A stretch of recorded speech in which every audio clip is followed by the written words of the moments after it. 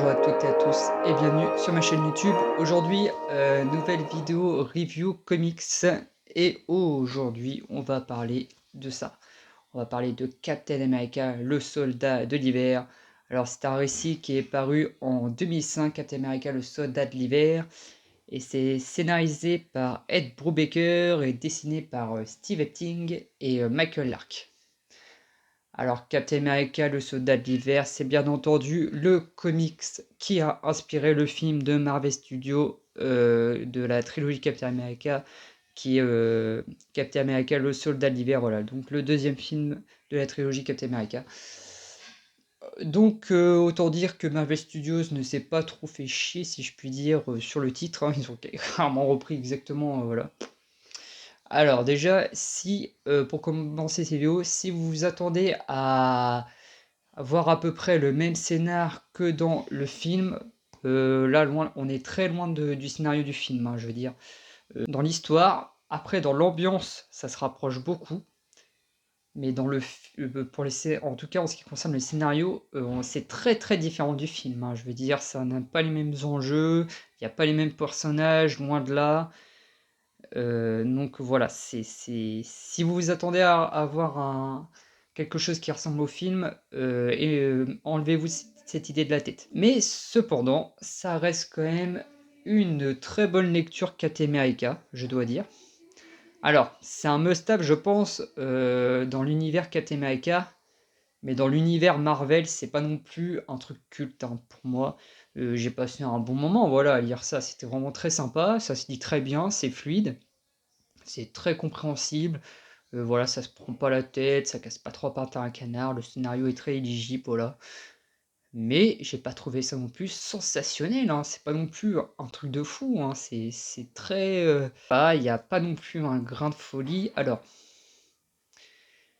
ce comics a vraiment une ambiance, comme je le disais tout à l'heure, ça se rapproche vraiment beaucoup de l'ambiance du film, c'est-à-dire c'est une ambiance vraiment film, très, espionnage, voilà, ça fait vraiment ambiance film d'espionnage, si je puis dire, un truc à moitié polar aussi, voilà, beaucoup de corruption aussi, ça parle beaucoup de corruption aussi, je trouve, voilà, Steve Rogers qui va être un peu, comment dire, tourmenté, c'est-à-dire il va être un peu perdu, voilà, il va plus savoir qui croire, comme dans le film, hein, de Captain America, le soldat de l'hiver, voilà, comment dire, dans le film, voilà, il sait pas à qui faire confiance, tout ça, il a peur de faire confiance.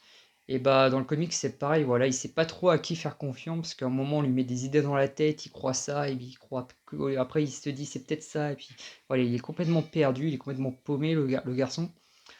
Donc voilà, sur ça, c'est un bon point, je trouve, voilà, il y a quand même quelque chose. Il y a beaucoup d'humanité dans ce récit, je trouve, voilà, Captain America est très, très humanisé. Ça, c'est un bon point, hein. Je veux dire, voilà, c'est le boy scout Captain America de toute façon, mais c'est pas non plus le boy scout, hein. Il va quand même des fois, il va quand même dans ce comics, il va quand même aller contre les règles, hein. Je veux dire, ses supérieurs lui donnent des ordres, ok, il va les suivre, mais d'un côté, il va quand même le faire à sa manière, tu vois. Il va pas non plus suivre pardon, les ordres à 100%. C'est patriote américain, tout ça, ça y a aucun problème. Mais voilà, il y a vraiment la caractérisation du film, hein. Pareil, dans Captain America, le soldat de l'hiver, moi, voilà pourquoi moi j'aime beaucoup ce film, c'est parce que Steve Rogers, il est pas plat comme personnage, je trouve, par rapport au premier film où il est plat pour moi. Il y a rien qui se dégage du personnage. Dans le deuxième film, il prend du charisme de fou, le personnage, c'est un truc de ouf, hein. Donc voilà, et dans ce comic, c'est pareil, je le trouve pas plat. Il a quelque chose à raconter, Steve Rogers. C'est vraiment, on s'attache quand même beaucoup à lui, je trouve, hein. Son histoire quand même est très touchante, voilà. Son amitié avec Bucky Barnes, alors on va en parler du soldat d'hiver. Faut savoir que dans ce comics, le soldat d'hiver est quand même assez peu présent, j'ai trouvé. À un moment, on a les origin story de Bucky Barnes dans ce comics. Je pense que ça doit être les origin story. Donc ça, c'est quand même très sympa. Mais sinon, à part ça, il y a quoi? Une ou deux scènes de combat avec lui, et encore, je suis gentil. Il y a la scène finale avec lui, de combat, et c'est tout, quoi. Sinon, à un moment, dans son origin story, on nous fait voir des petits passages des attentats qu'il a fait, tout ça. Je vais pas non plus vous divulguer le scénario, voilà, ça sert à rien. En gros, pour faire simple, Nick Fury enquête sur l'assassinat de plusieurs membres de l'État, machin. Et Nick Fury aurait une piste concernant le soldat de l'hiver, voilà. Alors après, Steve Rogers, voilà, demande, voilà, qui est le soldat de l'hiver, et Nick Fury lui dit que c'est Bucky Barnes, son ancien partenaire de la guerre. À ce moment-là, Steve Rogers c'est un peu perplexe, il se dit non, c'est pas possible, Bucky est mort, voilà, c'est pas un meurtrier, machin. Voilà. Et donc va s'en suivre des péripéties, tout ça. Et donc, suite à cela, voilà, comme je disais, Steve Rogers va être complètement perdu, il va plus savoir qui croire, parce que il y a beaucoup, comme je disais aussi, de corruption. Voilà, il y a des mecs qui rendent. Je veux dire, à un moment, t'as Captain America qui va avec Nick Fury, Sharon Carter, ils partent en hélicoptère, voilà, pour aller neutraliser un mec qui se trouve dans un état que normalement Nick Fury n'a pas le droit d'y aller. Voilà, ses supérieurs lui ont dit qu'il n'avait pas le droit d'aller dans cet état-là. Nick Fury a dit vas-y fuck, rien à foutre, j'y vais. Il a désobéi aux ordres. Et le truc c'est qu'il y avait un mec de l'État américain qui était là-bas et tout, donc voilà, il y a une petite histoire de corruption aussi, c'est quand même sympa. On nous parle un peu vite fait de Crâne Rouge aussi, voilà, on a quelques références à la mort de Crâne Rouge, pardon, ce qui s'est passé avant le début de ce récit-là. Voilà, c'est vite fait dit, hein. On a aussi un passage à un moment avec un mec qui enlève une gamine. Je vous fais voir c'est quoi le passage en question. Mais j'ai pas compris ce passage parce qu'en fait, genre, il y a un mec il enlève une gamine. Et apparemment, la gamine, c'est ces passages-là. Apparemment, la gamine là, ça serait la fille de Crâne Rouge. Du coup, le mec qui est là, ici, il dit que bah voilà, c'est la fille de Crâne Rouge, machin. Il l'enlève. Et après, on connaît pas la suite de ce truc. Alors je suppose que pour avoir la suite de ça, faut acheter les icons, tout ça. Sauf le problème, chez Panini, c'est bien connu, pardon, tout est limite indisponible, quoi. Je veux dire, t'as que le tome 1 qui est disponible. Tout le reste, c'est pas disponible. Le tome 2, 3 et 4 ne sont même plus disponibles. En tout cas, moi, j'ai demandé, j'ai cherché et je les trouve pas. Donc je vais pas me lancer dans un truc comme ça si je peux pas avoir tout quoi, tu vois, ça sert à rien. Donc voilà, c'est dommage. Donc je me suis rabattu sur ce must-have. Voilà, je voulais lire du Captain America. Au début, je voulais vraiment me faire tout le run de Ed Brubaker sur Captain America. Je voulais m'acheter les 4 icons. Le problème, c'est qu'il n'y en a qu'un disponible et j'ai appris que les 2, 3 et 4, de mon côté, moi en tout cas, j'ai cherché, ils n'étaient pas disponibles. Donc voilà, je me suis rabattu sur ce must-have. Le problème, c'est qu'il se passe beaucoup de choses avant, il se passe encore beaucoup de choses après. Donc la fin de ce must-have, je trouve, elle est quand même très abrupte. C'est-à-dire que, genre, à la fin, je sais pas comment vous expliquer ça, mais je lisais ça, tu vois, je lisais, puis je vois la fin, je fais ah ouais, d'accord, ça se termine comme ça. Ok. Bon. Je dis putain, il manque quelque chose. C'est bizarre que la façon comment ça se termine. Ils ont oublié de rajouter des pages, tu te dis à la fin, c'est pas possible, il manque quelque chose. Je sais pas, moi, en tout cas, c'est l'impression que j'ai eue. Donc c'est dommage. Sinon, voilà, le scénario, après, voilà, comme je disais, est très éligible, voilà. Le seul point faible, enfin, moi, le truc que j'ai pas aimé dans ce récit-là, vraiment, c'est les flashbacks. C'est-à-dire qu'en fait, voilà, il y a l'histoire actuelle, voilà, continue, tout ça. Et puis après, vous allez avoir un flashback qui se passe dans les années 40, sur deux trois pages. Et après, ça va repartir dans le monde actuel. Et après, quelques pages plus tard, on va vous refaire un flashback. Et en fait, ça, pendant tout le comics, vous avez le droit à ça, hein. Je veux dire, ça fait monde actuel, flashback, monde actuel, flashback. Enfin voilà, c'est galère. Moi, j'aime pas du tout ça. Ça nique un peu le rythme à certains moments du truc, enfin du comics. C'est un peu chiant. Moi, j'aime pas trop ça. Même dans les films, hein, les flashbacks, tout ça, c'est pas trop mon kiff.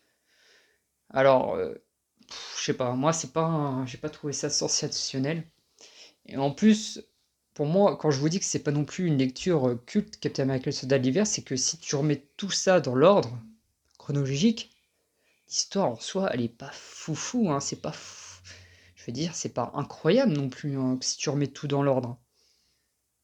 Je sais pas, moi, c'est l'impression que j'ai eue. Non, sinon après, au niveau du dessin, c'est quand même très sympathique, c'est très très beau. Moi, j'ai trouvé que ça très bluffant, je vous fais voir, hein. Voilà. Moi j'ai trouvé vraiment ça très beau. Voilà, Steve Epting et Michael Lark. Alors là, les pages que je vous fais voir, c'est les pages qui concernent les origines du soldat de l'hiver.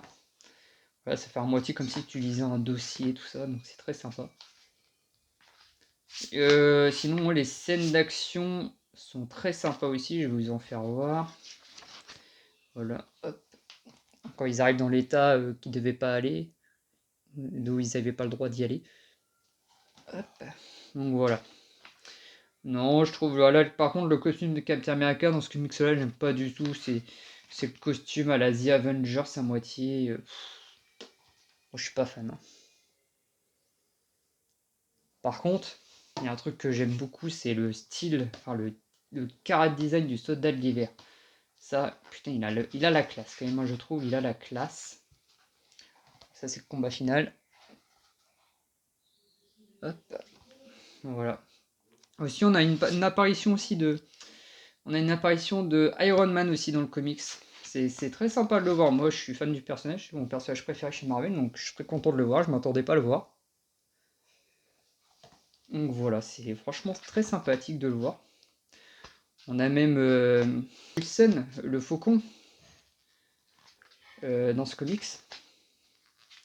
Donc c'est franchement sympathique. Hop, je vais vous faire voir. Hop. Donc voilà, c'est franchement, voilà, y a pas non plus beaucoup de rebondissements non plus, tu vois. T'es pas sur les fesses, hein, j'ai envie de te dire. Pas beaucoup de surprises. C'est pas non plus prévisible, parce qu'il y a toujours, une petite incertitude concernant, je veux dire, tu vas le lire, et puis tu vas te dire, ouais, c'est peut-être pas ça, enfin... Mais il n'y a pas non plus, t'es pas surpris non plus, moi j'étais pas surpris à la fin du récit, j'étais pas en mode, ah ouais, choqué quoi, non pas du tout, j'étais en mode, ah ok, bon, c'est très sympa quoi. Non, sinon après, voilà, Captain America, le soldat de l'hiver, voilà, comme je l'ai dit, en soi ça reste un bon récit, voilà, ça, pour moi je pense que c'est un très bon récit, ça doit être l'un des meilleurs récits sur Captain America, je pense. Ouais, ça doit être l'un des meilleurs récits sur Captain America. Mais pour moi, c'est pas non plus un truc culte dans l'univers Marvel, clairement. C'est pas un truc à la hauteur de House of M, ou même Avengers la séparation, ou Civil War, ou le Gant de l'Infini, tu vois, rien que ça. Ou même du Spider-Man le dernier combat. Moi, c'est pas non plus à ce stade-là, c'est quand même bien en dessous. Mais ça reste quand même une très très bonne lecture Captain America que je vous recommande fortement. Voilà, c'est un must-have, ça coûte 14,95. Moi j'aime beaucoup cette collection-là. Il faudra que je me prenne aussi le dernier must-have qui est sorti sur Captain America, c'est Captain America, le rêve est mort, un truc comme ça. Donc ça c'est dans le run de Ed Brubaker, hein. C'est la suite de ça, qui se passe des épisodes beaucoup plus loin je crois. Enfin c'est beaucoup plus loin dans le run, il me semble. Bon voilà, faudrait que je me prenne ce must-have et je vous ferai une critique aussi de ce must-have là aussi. Donc voilà, c'est vrai que les must-have j'en lis pas mal, hein. Il y a vraiment, moi franchement c'est une très très bonne collection, hein. Pour moi c'est ma collection avec, franchement j'aime beaucoup les Marvel Icons, même si le papier voilà c'est pas ouf. Mais je pense actuellement chez Panini c'est Marvel Must-have, c'est ma collection préférée, clairement. Si vous êtes fan du personnage, vous allez aimer, c'est sûr. Si vous n'êtes pas fan du personnage, moi je ne suis pas fan du personnage, limite, j'étais même à la limite de ne pas l'aimer. Et bah franchement, j'ai passé un très bon moment en lisant ce comics, voilà. Moi à la base je suis pas fan du personnage de Captain America. Franchement, j'ai trouvé très attachant et voilà, très bien fait. Ce récit est très, non, c'est très cool à lire, voilà, c'est très sympa à lire, c'est tout ce que j'ai à dire. Je vais pas épiloguer sur ça. En tout cas, j'espère que cette review vous aura plu et que elle vous aura servi. Voilà, si vous voulez vous le prendre ou pas grâce à ma review, bah, écoutez, c'est toujours cette prix, hein. Et puis bah moi je vous dis à très vite pour la suite. Tant que j'aille me coucher moi. Non, je vous dis à très vite pour la suite des aventures sur Whitey Comics. Allez, salut tout le monde.